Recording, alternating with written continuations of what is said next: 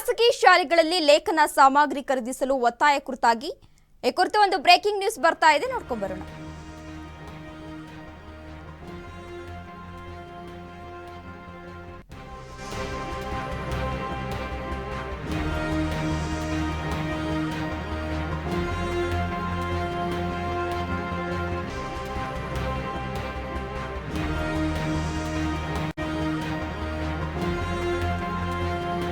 ಖಾಸಗಿ ಶಾಲೆಗಳಲ್ಲಿ ಲೇಖನ ಸಾಮಗ್ರಿ ಖರೀದಿಸಲು ಒತ್ತಾಯ ಮಾಡಲಾಗಿದೆ. ಇನ್ನು ಶಿಕ್ಷಣ ಇಲಾಖೆಯಿಂದ ಖಾಸಗಿ ಶಾಲೆಗಳಿಗೆ ಕಟ್ಟಪ್ಪಣೆಯನ್ನ ನೀಡಿದೆ. ಯೂನಿಫಾರ್ಮ್, ನೋಟ್ಬುಕ್ಸ್, ಸ್ಕೂಲ್ ಬ್ಯಾಗ್ ಖರೀದಿ ಶಾಲೆಗಳಲ್ಲಿ ಇನ್ನು ಮುಂದೆ ಒತ್ತಡ ಹೇರುವಂತಿಲ್ಲ. ಒಂದು ವೇಳೆ ಒತ್ತಾಯಿಸಿದ್ರೆ ಕಟ್ಟುನಿಟ್ಟಿನ ಕ್ರಮವನ್ನ ಕೈಗೊಳ್ಳಲಾಗುವುದು. ಶಿಕ್ಷಣ ಇಲಾಖೆ ಸುತ್ತೋಲೆಯಿಂದ ಪೋಷಕರಿಗೆ ಒಂದಷ್ಟು ನಿರಾಳ ಆಗಿದೆ.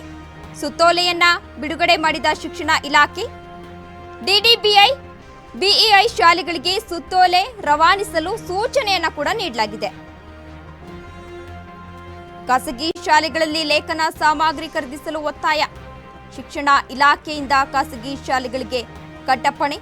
ಯೂನಿಫಾರ್ಮ್, ನೋಟ್ಬುಕ್ಸ್, ಸ್ಕೂಲ್ ಬ್ಯಾಗ್ ಖರೀದಿ ಶಾಲೆಗಳಲ್ಲಿ ಇನ್ನು ಮುಂದೆ ಒತ್ತಡ ಹೇರುವಂತಿಲ್ಲ.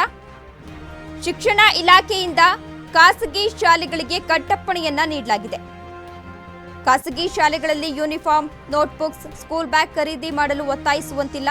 ಕರ್ನಾಟಕ ಶಿಕ್ಷಣ ಕಾಯ್ದೆ ನಿಯಮಗಳು 2015 ರಾಷ್ಟ್ರ ಮಕ್ಕಳ ಹಕ್ಕುಗಳ ಆಯೋಗ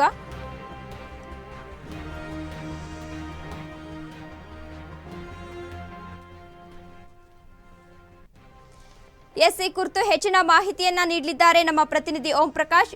ಓಂ ಪ್ರಕಾಶ್, ಹೇಳಿ, ಇನ್ನು ಮುಂದೆ ಖಾಸಗಿ ಶಾಲೆಗಳಲ್ಲಿ ಯೂನಿಫಾರ್ಮ್, ನೋಟ್ಬುಕ್ಸ್ ಖರೀದಿಗೆ ಒತ್ತಡ ಹೇರುವಂತಿಲ್ಲ, ಇದ್ರ ಬಗ್ಗೆ ಅಪ್ಡೇಟ್ಸ್ ಏನಿದೆ? ತೇಜಸ್ವಿನಿ, ಈಗಾಗಲೇ ನಮ್ಗೆಲ್ಲ ಗೊತ್ತಿರೋ ಹಾಗೆ ಖಾಸಗಿ ಶಿಕ್ಷಣ ಅಂದ್ರೆ ಶಿಕ್ಷಣ ಶಾಲೆಗಳು ಅದನ್ನ ಸೇವೆ ಅನ್ನೋದಕ್ಕಿಂತ ಅದನ್ನೊಂದು ಮಾರಾಟದ ಸರಕನ್ನಾಗಿ ಮಾಡ್ಕೊಂಡಿರೋದು ಎಲ್ರಿಗೂ ಗೊತ್ತು. ಅಂದ್ರೆ ಅದನ್ನೊಂದು ಅವರು ಬಿಸ್ನೆಸ್ ಮಾಡ್ಕೊಂಡಿದ್ದಾರೆ ಅಂತ ತುಂಬಾ ಆರೋಪ ಇದೆ. ಹೀಗಾಗಿನೇ ಅವರು ಮಕ್ಕಳ ಮೇಲೆ ಅಂದ್ರೆ ಮಕ್ಕಳ ಪೋಷಕರಿಂದ ಬರೀ ಫೀಸ್ ಅಷ್ಟೇ ಅಲ್ಲ, ಫೀಸ್ ವಸೂಲು ಮಾಡೋದ್ರ ಜೊತೆಗೆ ಅವರಿಂದ ಯಾವ್ದಂದ್ರೆ ಅದು ಯಾವುದು ಎಲ್ಲಾ ಒಂದು ರೀತಿಯಿಂದ ಅಂದ್ರೆ ಅವ್ರ ನೋಟ್ ಪುಸ್ತಕ ಇರ್ಬೋದು, ಬ್ಯಾಗ್ ಇರ್ಬಹುದು, ಇಂಥ ಎಲ್ಲಾ ಪರಿಕರಗಳನ್ನ ತಮ್ಮಿಂದನೇ ಕೊಳ್ಬೇಕು ಅಂತ ಅಥವಾ ತಮಗೆ ಗೊತ್ತಿರೋ ಅಂಗಡಿಗಳಿಂದನೇ ಕೊಳ್ಬೇಕು ಅಂತ ಅವರು ಒತ್ತಡ ಹೇರ್ತಾ ಇದ್ರು. ಇದು ಮಕ್ಕಳ ಪೋಷಕರ ಮೇಲೆ ತುಂಬಾ ಹೊರೆ ಬೀಳ್ತಾ ಇತ್ತು. ಮೊದಲೇ ಒಂದು ಫೀಸ್ 40-50 ಸಾವಿರ ಒಂದಷ್ಟು ಫೀಸ್ ನ ಅವರು ಆ ಶಾಲೆಗಳಿಗೆ ಕಟ್ತಾ ಇದ್ರು. ಅದ್ರ ಜೊತೆಗೆ ಇದು ಹೆಚ್ಚುವರಿ ಒಂದು ಹೊರೆ ಅವ್ರ ಮೇಲೆ ಬೀಳ್ತಾ ಇತ್ತು. ಅದು ಆ ಹೊರೆನೆ 4,000-5,000 10,000 ಬರ್ತಾ ಇತ್ತು. ಅಂದ್ರೆ ಆ ಪುಸ್ತಕ ಇರ್ಬೋದು, ಬ್ಯಾಗ್ ಇರ್ಬೋದು, ಸಮವಸ್ತ್ರ ಇರ್ಬೋದು, ಹೀಗೆ ಒಂದು ನೋಟ್ ಬುಕ್ ಇಂದ ಹಿಡಿದು ಪ್ರತಿಯೊಂದನ್ನು ಅವರಿಂದನೇ ಕೊಡ್ಬೇಕು ಅಂತ ಹೇಳ್ತಾ ಇದ್ದು ಒಂದು ಶಿಕ್ಷಣ ಸಂಸ್ಥೆಗಳಿಂದ ಮಕ್ಕಳ ಒಂದು ಪೋಷಕರನ್ನ ಉಳಿಸೋದಕ್ಕೆ ಈಗ ಸಾರ್ವಜನಿಕ ಶಿಕ್ಷಣ ಇಲಾಖೆ ಒಂದು ಕಟ್ಟುನಿಟ್ಟಿನ ಸೂಚನೆ ನೀಡಿದೆ. ಹಾಗೆ ನೋಡಿದ್ರೆ ಈ ಸೂಚನೆ 2019 ಸುತ್ತಲ ಹೊರಡಿಸಿದ್ರು. ಆದ್ರೆ ಅದನ್ನ ಈಗ ಪರಿಷ್ಕರಿಸಿ ಸಾರ್ವಜನಿಕ ಶಿಕ್ಷಣ ಇಲಾಖೆ ಉಪನಿರ್ದೇಶಕರು ಮತ್ತು ಕ್ಷೇತ್ರ ಶಿಕ್ಷಣಾಧಿಕಾರಿ ಮೂಲಕ ಶಾಲೆಗಳಿಗೆ ರವಾನೆ ಮಾಡಿದ್ದಾರೆ.